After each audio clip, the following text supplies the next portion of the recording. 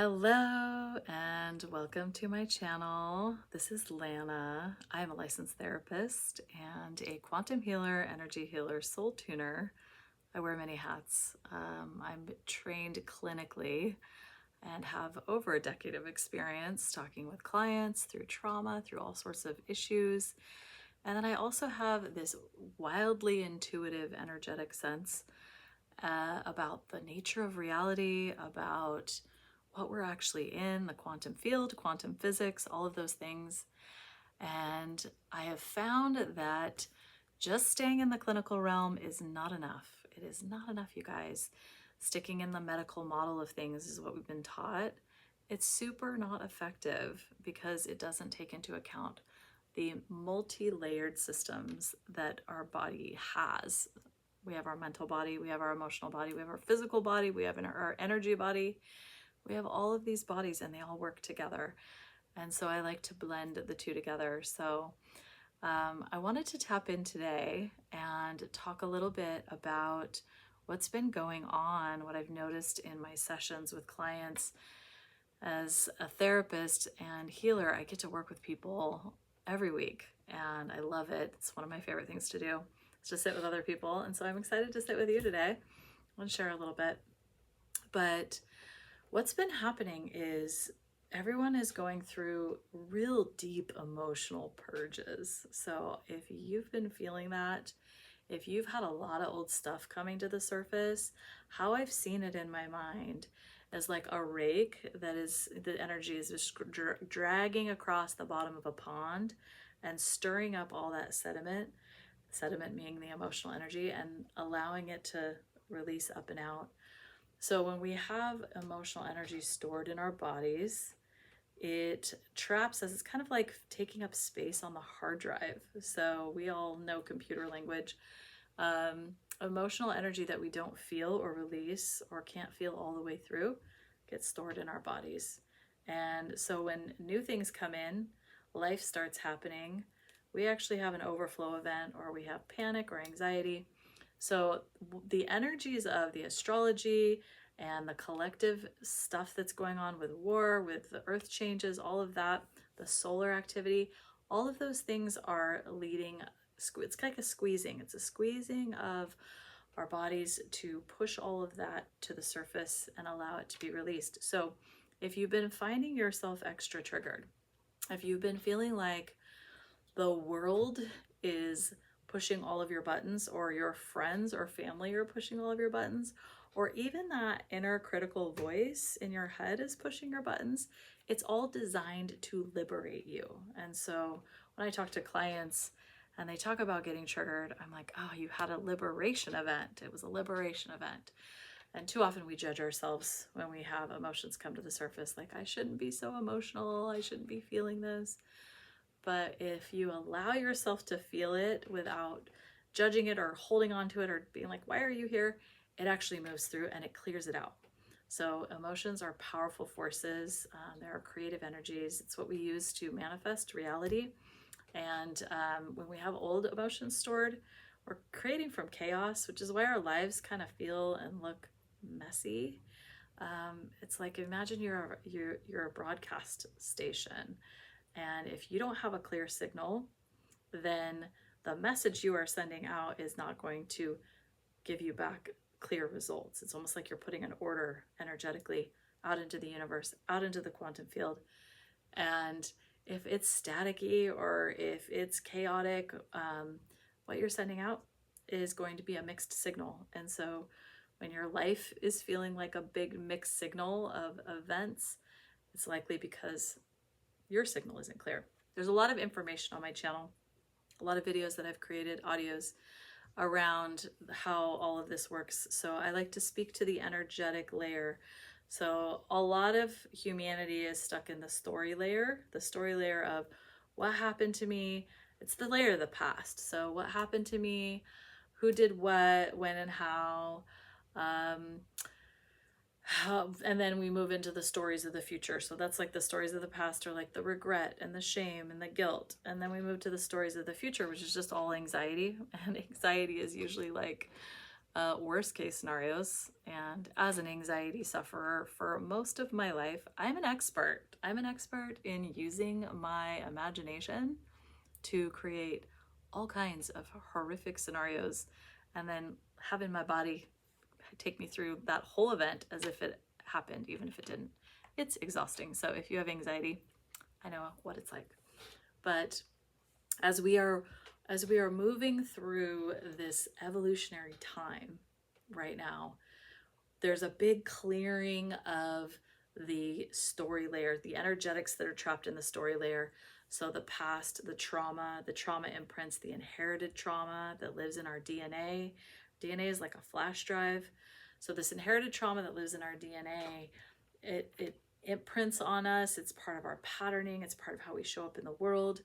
And all of that, with all of this other external stuff, it's all being cleared. It's all being pushed to the surface.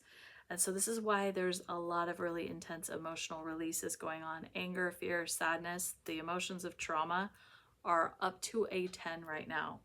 And those of us in the collective who do not know how to process emotions, we're either going to do one of two things. We're going to stuff them down, or we are going to send them to the surface and project them out on somebody else and say, it's your fault, you did this, I'm mad at you, I'm sad about this, and we get other people entangled in our process when it's really just a liberation event. So I like to speak to the energetic layer, which is the layer above the story layer. That's the next place we're going, and it's so clean because it's the layer of truth. So the energetic layer operates through our bodies, through our energy systems in our bodies and our nervous system. And our nervous system is actually tuned to the energies of what's going on. So when you walk into a room and you can sense something, that's your nervous system like reading the room. You know, we can always tell like the vibes in a room. Your nervous system does that. So we're really being asked right now, and actually it's not even asked, it's almost a necessity to get back into our bodies. Our bodies are where our life occurs. This is an interface. So it's like a technology. It's a freaking amazing technology. It's a technological interface where our nervous system is reading everything. Our brain is a computer processor processing all of that information. And so most of us are operating up here in the mind, in the brain, in the computer land of ourselves, and we are completely numbing out or disconnected from or ignoring our body signals. So the most important thing I would say right now, drop into your body. Your body is where you live. Your body is where all your information is about what is going to be best for you. And so grounding is an essential tool right now and moving forward. It's always been, but even more so now with what's going on. Because as all this stuff gets stirred up and then our senses are bombarded with all the stuff on our phones, all of the events of the news and the world and everything that's going on, we need to be anchored in. We need to be stabilized in our bodies and connected in with our nervous systems and having clarity so that we can actually navigate and know where we need to move. So grounding is really great. I recommend, and I've been recommending this to all of my clients, is a daily practice of grounding where you go outside in the morning right after you get up and you face the sun, feet on the grass if you can do it, put a hand on your heart, put a hand on your belly, take a deep breath in, and remind yourself, and I say this to myself every day, I am here, I am safe, and I'm supported. Because I am here, and I am safe because I'm not dead, and I am supported because I am on this earth. My feet are on the ground, my feet are on the earth, I am here, I'm safe, I'm supported. And I say that a couple of times and take a couple of deep breaths. And it's a great way to start your day to just connect in with the grid of the earth, which is able to hold all of it. It's a really potent and powerful energetic grid that's very organized and very stabilized. So grounding is super important. And if you've been feeling all these emotional waves, if you've been feeling yourself tossed all over the place, ground into your body. And if you're having those really tough ones where you really are just like, am I even alive? Like, am I even in my life? Like, what did I even do today? Do it in the morning and the evening. and try it for a couple of days and just see if it helps. Just do an experiment. That's one thing I love, is doing experiments with life. So anytime I want to try something new, I will say, okay, I'm going to do an experiment and I'll do it for 3 days. And then I'll be like, all right, did that make things better, or did it make it worse, or did it do nothing? Do I need to change it? Play around. So when we drop into our bodies and we're starting to liberate all this emotion, we're starting to detach from the story layer, we're starting to move into the energetic layer, this layer of truth. This is what the Great Awakening is all about, that everybody's been talking about. It's waking up out of the stories of the past and aligning ourselves with the frequencies, with the energetic layer of what is true. What is true for you? How are you even going to know that if you're not in your body and your nervous system can't talk to you, or you're not able to hear the messages? So grounding is super important. I also wanted to talk about this visual that's been coming in, because, you know, there's been a lot of things. I know The Secret came out like years and years ago, but there's been a lot of this visual has been coming in and coming through for clients, and it's of the ocean of abundance, and thinking about manifestation, thinking about how, you know, scarcity mindset. There's economic this and that. People are trying to figure out how we're going to make ends meet. And when we can connect to this concept of the ocean of abundance, so I'm going to paint the picture for you. Imagine that all of humanity is lined up on all of the shorelines of all the coastlines of the whole world. There's enough spots for everybody with all of that coastline. And if everybody took as much water as they needed, let's just say in this, the ocean water represents actual water, or represents abundance, or represents love, or connection, or opportunity. The water is a representation of just the abundance, the more, the extra, the life, the everything. If everybody is lined up and everybody brings a container down to the shore, and you've got the people who just bring their hands down to the shore and they just take a little bit in their hands and it's falling out, and they say to themselves, oh, this is all I need. Like, I don't want to take any from anybody else. Like, I'm good, you know, playing small. There's a lot of people that do that. I used to be one of them, where I felt like if I took, it was going to make me selfish. If I had more than somebody else, I felt guilty. So is this you? This might be you? If it is resonating, I've been there. I know what that feels like. And so then you've got people that are just, oh, I don't want to take too much. And then you have people that, you know, bring a thimble down and they're like, oh, I'm only going to have a little, but then they're really thirsty. But maybe they're a martyr. Maybe they're a victim. Maybe they feel like, I don't deserve any more than this because everything always goes wrong for me. And then you might have someone who has buckets, and then you look down the beach and there's like that one guy or that one girl or one, whoever it is, anybody, that person who is literally hooking up a pipeline and building it back to their house and just like pumping all of that back to their house. If all of us built a pipeline to take back to our house, is the ocean going to go dry? Well, think about the water cycle for a second. This is why I love this metaphor, because with the water cycle, the ocean evaporates, it turns into rain, it goes back. There's this finite amount of water. It's never going to run dry.